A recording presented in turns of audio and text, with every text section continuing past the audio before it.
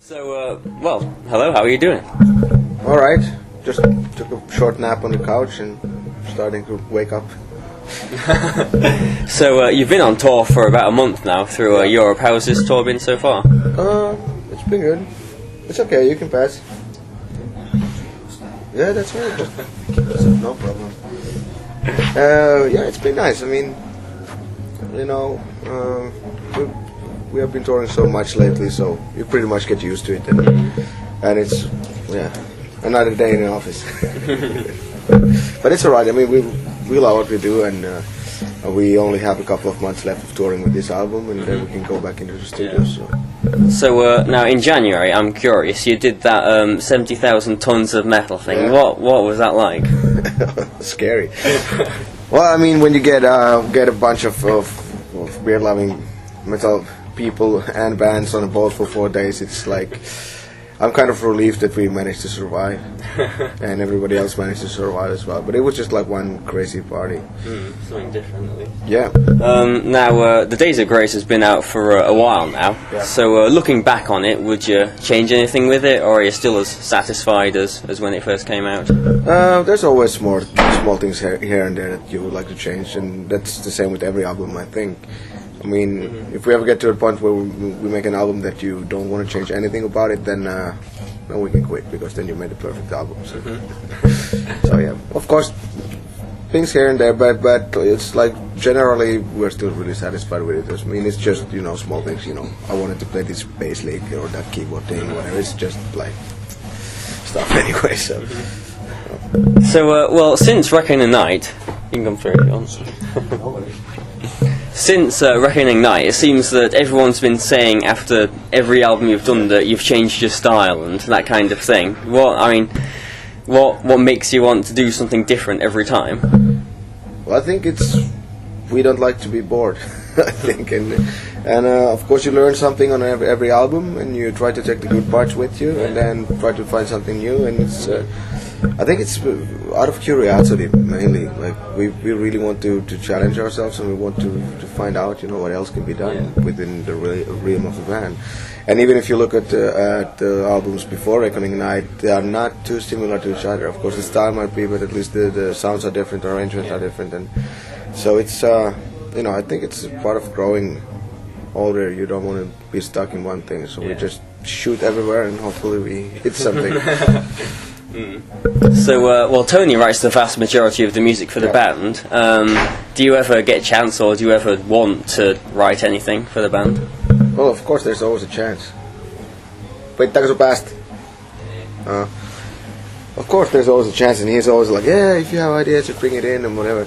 But I think it has worked very well for us that we have one songwriter, and then we just focus on the arrangements together as a band, because that way there's at least a remote possibility that you have some kind of how should I say, I mean, when you make an album, that it doesn't seem too shattered, because my style of writing is a lot different from Tony's, and if I try to write in his style, then it's always going to sound like the last album, so it's like one album behind, because you never know where he's going.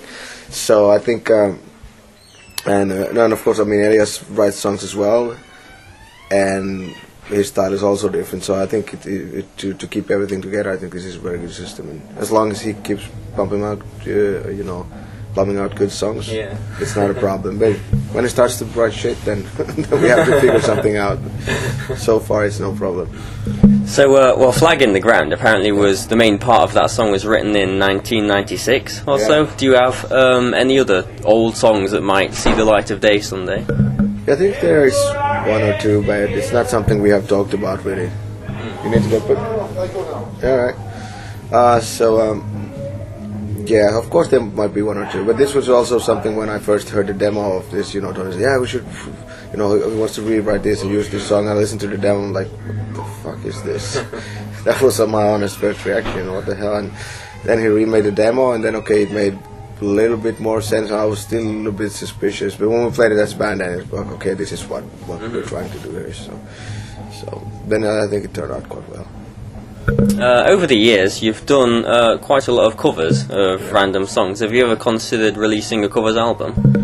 Oh yeah, Yeah, we have talked about it, but then we would need some time to record new covers because I think it's just a cheap trick to just collect all the old covers, put them in a new package, and then record 2 new songs. You know, that's feels like cheating to me. So if we do a covers album, we have to do like we do like 10 all new songs, and then like a double album with the other album could be like the old stuff or something like that. And so far we haven't had the time to do it. Eventually, I think it will happen. I don't know if you had anything to do with it as a band, but a few years ago there were plans for a Winter Hearts Guild game. Yeah. Do you have any interest in pursuing that in the future, or any other market?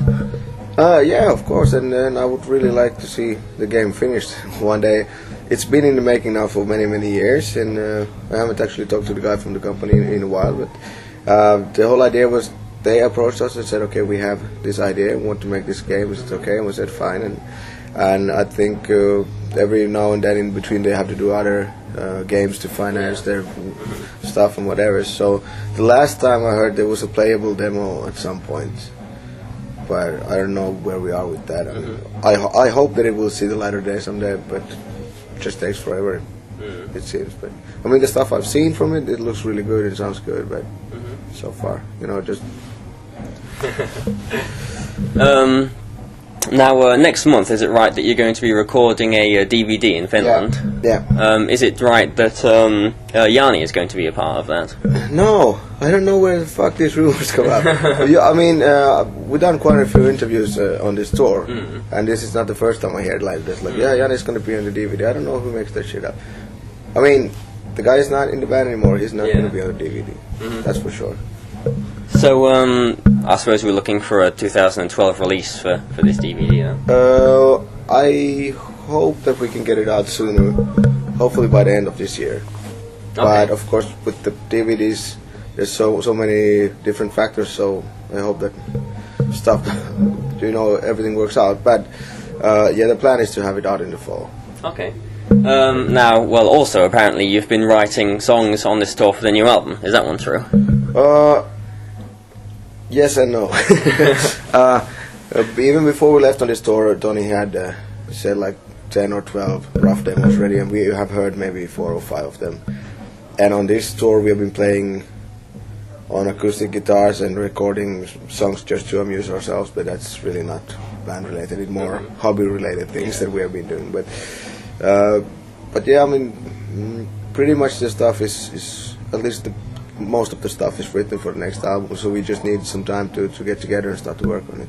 Okay. Can you enlighten us as to what kind of style is it? Is it similar to any other album you've done in the past? Or? Well, if I say something now, I'm going to regret it, because it's always like that, and it's like from how it sounds on the demo to the finished product, it's going to change. So, but of course, I think that the elements that you become used to with our band is always going to be there.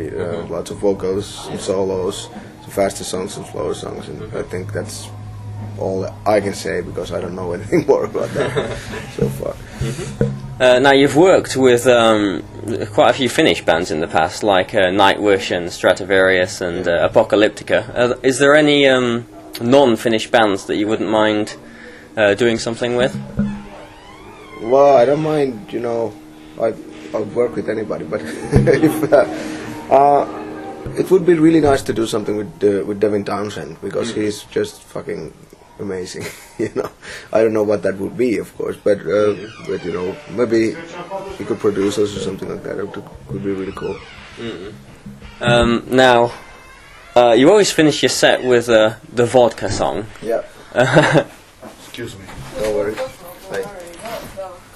Do you actually drink much while you're on a tour like this? Yeah, I mean, some people would think we drink a lot, and some people think we don't drink so much. So, I mean, some of the guys drink more than others. Let's put it that way. But basically, the rhythm that I'm, or the schedule I'm on a tour like this is. I get woken up around 3 or 4 o'clock to sound check, and then you know, we do these kinds of things, chill out, maybe take a short nap if I'm tired, and then after the show, basically me and Marco and Elias like to sit and chat and have a few drinks, and go to bed maybe between 6 and 9 in the morning. So.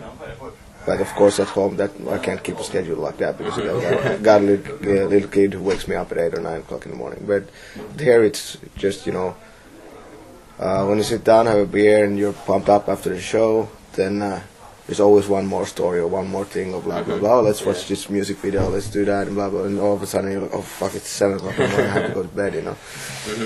So, with this vodka song, do you have a good hangover cure for us? Yeah, well, I mean, hair of the dog is, I think, the best one. I mean, when you wake up and you're feeling like shit, you have to make a decision, if you're going to continue drinking that day or if you actually have to do something. And if you have to do something and you feel like shit, the easiest way is walk straight to the bathroom, put your fingers in your throat and get it over with. Because otherwise you're going to feel like shit the whole day. So that's the easiest part, if you're really hangover. And if you think a real hangover is that you're a little bit tired and have a little bit of headache, let me assure you that it's not a hangover.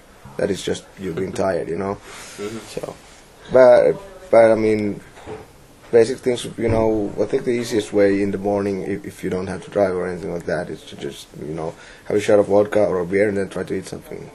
Eventually you'll feel better. You always do. So, being a keyboard player in a Finnish band, why are keyboards so prominent in so many Finnish metal bands? I don't know.